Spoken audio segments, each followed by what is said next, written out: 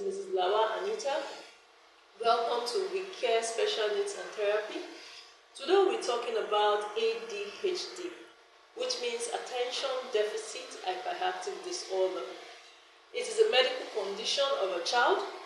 A person with ADHD has differences in the brain development and brain activities that affect attention, the ability to sit still, and self-control. ADHD can affect the child at home, at school, and in his relationship with his friends. Because when the child is in the school and the child lacks attention, the child is not able to write, the child is not able to sit still, the teacher will say sit down and that child is not sitting down. It's as a result of ADHD. The child can't copy from the board. Even in the house, you keep shouting, sit down, stand up.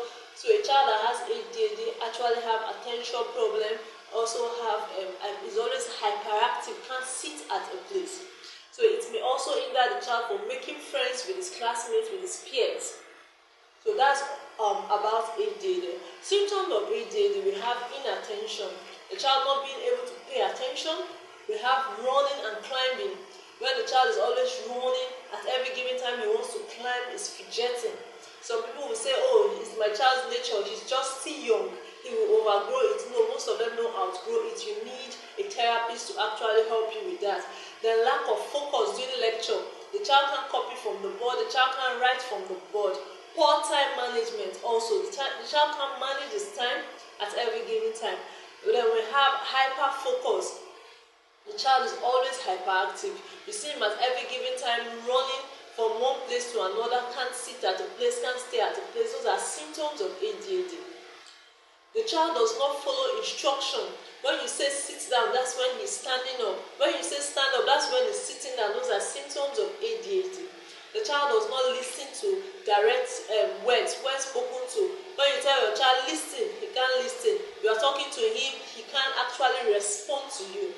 And most children with ADHD have issues with their speech. So they also need a speech therapy to help them with that. They also avoid and dislike taxes. When you tell them do this, use your building block, they won't be able to use it because they lack concentration. They are always having issues with concentration. They can't focus at a given task. So those are the issues an ADHD child has. Now we have treatment of ADHD. We have medication. When you notice the symptoms in your child, you should be able to go and see the doctor. Most parents don't want to see the doctor. They try to avoid seeing the doctor. They are always saying, this child will outgrow it, he will outgrow it, he will outgrow it. No, please, when you have such issue with your child, try to see the doctor.